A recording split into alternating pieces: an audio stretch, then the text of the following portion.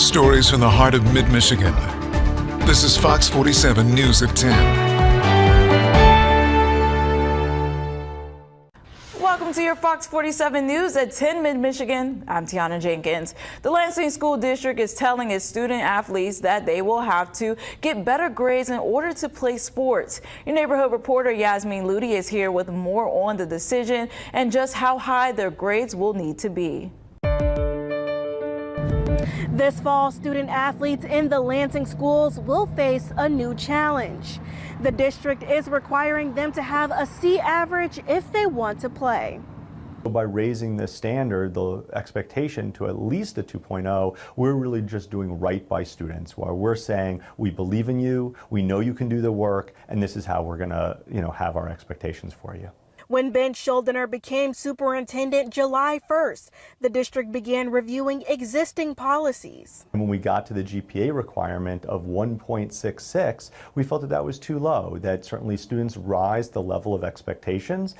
Athletic Director Chris Henderson explained that if a student can't score a 2.0 GPA, they won't be kicked off the team. We're saying academics is more important right now, and we would prefer you being at a tutoring session than out on the field. We've really made it a priority to provide alumni tutoring, mentoring, extracurricular activities that help them and train them in their study skills. Lansing standard is now higher than many other districts in the area, which set the requirement at 1.67. So we're really proud that we made this decision, that we're moving forward with it. We're raising the expectations of our children, and we're finding that our kids have remained eligible at the same percentage as when the GPA requirements were lower.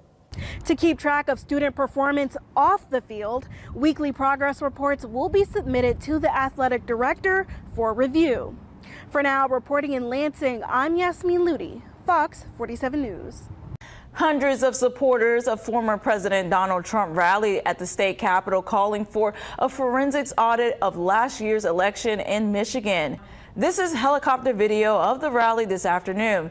Their calls come despite post-election audits finding no evidence of widespread voter fraud. Your state capitol neighborhood reporter Elle Myers spoke with protesters as well as the Michigan Secretary of State and has more. Despite no evidence of widespread voter fraud in the 2020 election, hundreds of protesters gathered at the Michigan Capitol on Tuesday to call for what they're calling a forensic audit of the election. They tell me they feel the election was stolen and question the legitimacy of President Joe Biden's win. I am here because I'm standing up for Americans, we the people, and election integrity. Here at home, the Michigan Bureau of Elections has performed over 200 post-election audits that show President Joe Biden won the election, and several court cases have found no evidence of significant voter fraud, but rally attendees aren't convinced. I honestly don't believe that Biden won fair and square. I really do not.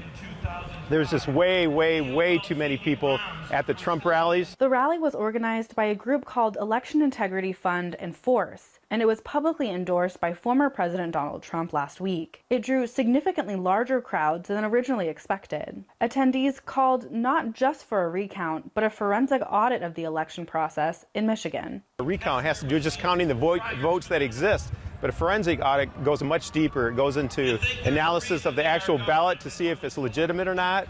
It goes into, well, heck, there was like a bunch of data points and different things like that. Secretary of State Jocelyn Benson told Fox 47 News in a statement that it is disgraceful to see the former president and his enablers in the Michigan legislature continue to undermine faith in what was a successful, secure election, executed exceptionally well by over 1,500 clerks and affirmed by more than 250 audits conducted by professional election officials from both sides of the aisle.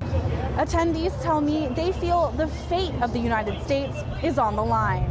Reporting from the Michigan Capitol, I'm Elle Myers, Fox 47 News.